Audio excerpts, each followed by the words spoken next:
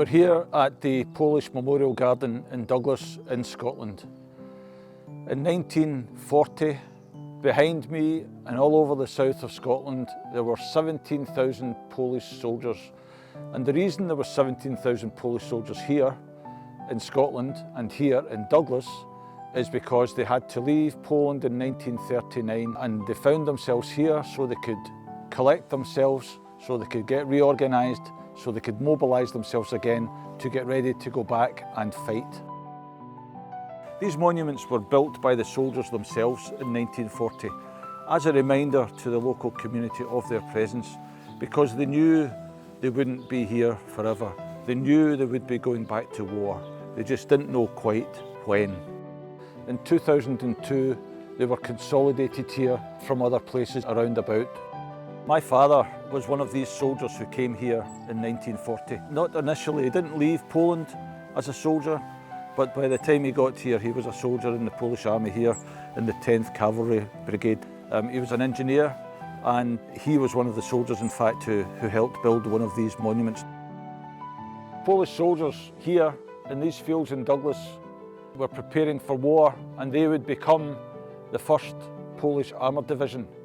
That Polish Armoured Division would find itself fighting in France, in Belgium, in Holland and in Germany as they pushed the Germans back after the Normandy landings.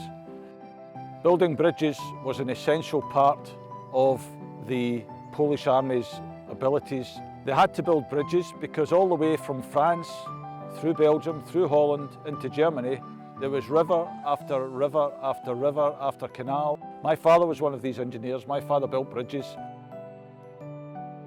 The Polish soldiers who came here were quite different, if you can understand, in these days in 1940. They were quite different from the local community here. Here in Douglas is a very rural, country, border town in Scotland. And for these Polish soldiers to arrive here from Poland was quite an exciting occasion. The Polish soldiers being quite different to the local community. If you can imagine Polish soldiers at the time, they were quite proud of the way they looked. They kept their uniforms perfect.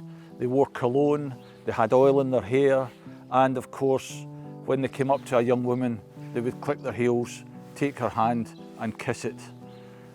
You can imagine the effect that that had on the local community, not just the women, but the men also. By 1945, at the end of the war, having fought in Northwest Europe, there were something like 60,000 Polish military personnel plus families in Scotland. Of those 60,000 personnel, about a third of them went back to Poland. About a third of them went somewhere else in the world to settle and make their lives, and about a third of them stayed. Of those that stayed, they integrated with Scotland.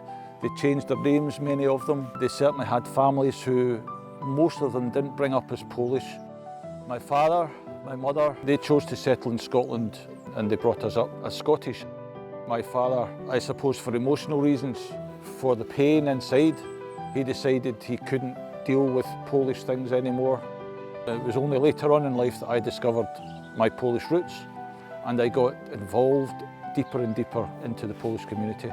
Until now I find myself as the chair of the Board of Trustees of the Polish Sikorski Club in Glasgow, which is a role I cherish and I really enjoy doing.